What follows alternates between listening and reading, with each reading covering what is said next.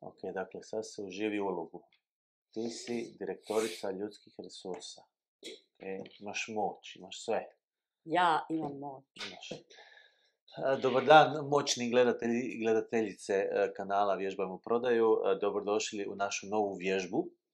Za ovaj put već sat vremena radim na tome da ubacim moju kolegicu Danijelu u ulogu voditeljice ljudskih resursa, jer će mi to sad biti jako važno tijekom vježbe. A što ćemo mi to vježbati? Ovaj put ćemo vježbati nešto što ja smatram izuzetno korisnim u trenucima kad želite izgraditi stručni autoritet, kad želite dobiti na vjerodostojnosti, kad želite ostvariti jedan značajan utjecaj na način razmišljanja vašeg sugovornika, to jest sugovornice. O čemu se radi? Vrlo često prodavači iz nekakve faze analize postavljanja pitanja odmah krenu sa predstavljanjem vlastitih rješenja onoga što oni smatraju da je najbolje za samog sugovornika. Ono što ja volim uvježbavati, to jest navesti sebe, a onda to predlažem i vama, jeste da između faze analize i nekakve faze predstavljanja ubacite nešto što ja zovem neutralno izražavanje, to jest zauzimanje pozicije stručnjaka, savjetnika u samome razgovoru. Tako da taj prijelaz između analize, gdje ja postavljam pitanja kao recimo što je vama najvažnije, iz kojeg razloga, kad dobijem odgovor koji otprilike meni pomaže, ne krenem odmah u predstavljanje, nuđenje, već da u to uđem iz pozicije i na način da me sam sugovornik, to je sugovornica, pita. Recimo, što biste nam vi preporučili? Ili šta je po vama najbolje rješenje? Kako to postići? Pa upravo kroz neutralno izražavanje. A neutralno izražavanje kaže sljedeće. U datom trenutku počne se izražavati kao osoba čiji zadatak nije prodati, već pomoći sugovorniku da donese najbolje moguće rješenje za sebe. I da ga potaknemo da u datom trenutku kaže sebi, vidiš, o tome nisam razmišljao na takav način, ili to mi ne bi palo na pamet, ili dali ste mi za razmišljati, i da onda dođe ono važno pitanje i pitanje svih pitanja koje toliko priželjkujemo, a šta biste mi vi preporučili?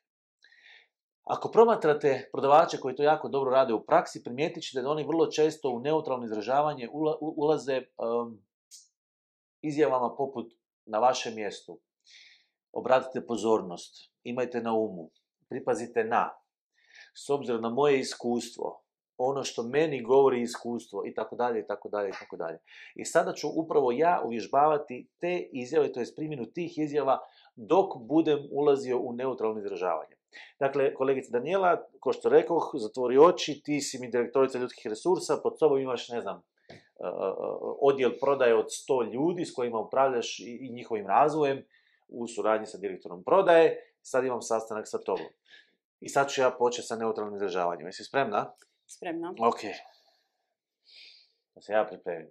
Dakle, s obzirom na ovo što ste mi rekli, imajte na umu da kada budete birali trenera, bez obzira kojeg vi trenera za tu prodajnu edukaciju da budete odabrali, zadatak tog trenera mora biti da osigura ne samo da se prenese znanje, nego na neki način mora djelovati motivirajuće na ekipu koja dolazi na trening. Na neki način mora s njima naći zajednički jezik. U protivnom, nećete ostvariti tu neku sinergiju između publike i trenera, a to je ono što želimo, jer ta sinergija će osigurati da ti ljudi nakon treninga primijene to znanje. Znači, što god vi odlučili, uzmite i trenera koji će znati jezik vaše publike. To je jedna stvar. Uzmite u obzir, također, što ćete raditi nakon treninga. Što je to što ćete napraviti kako biste pružili podršku djelatnicima da primijene to znanje, dugoročno. I u mom iskustvu, suradnje sa mnogobrojnim tvrtkama, još jedna stvar je mjerenje. Prodajna edukacija je vrlo mjerljiva stvar. Je li donijela rezultate ili nije? Obratite na pozornost na to kako ćete mjeriti rezultate. Ne samo u kvantiteti, nego i kvaliteti. I još jedna stvar koja će vam sigurno biti jako važna, po mom iskustvu, je da dobijete feedback ljudi. Pravi feedback, ok, šta nam se svidjelo, šta nije i šta želimo još. Ako uzmete to sve u obzir, onda ćete donijeti najbolju moguću odluku. koja je po vama najbolja moguća odluka za mene? Evo ga, dakle, znači, ja se nadam da je ovo sad bilo iskreno. Jesi osjetila barem malo želje da me pitaš? Jesam, da. To je ono na čemu radimo. Naime, mi želimo osigurati, osoba kaže, ok, vrlo interesantno, korisno, o tome nisam razmišljao, ili jesam, pa mi je drago da mi je to potvrđeno, i da onda nas pita, ne kao prodavača, nego kao osobu koja je stručna, koja ima iskustva za naše mišljenje, za našu sugestiju, za naš prijedlog. Ako to uspijemo napraviti, postigli smo jedan veliki korak u čitavom prodajnom procesu.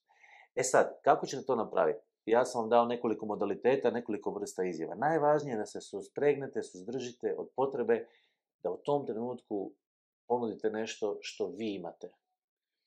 Jer to može razbiti čaroliju. Ja se nadam da vam je vježba bila korisna. Direktorica ljudskih resursa, hvala vam. Sad mi vrati Danijelu, molim te. Direktorica može ići. Hvala vam najljepša, uživajte, zabavite se, probajte. Vidimo se drugi put.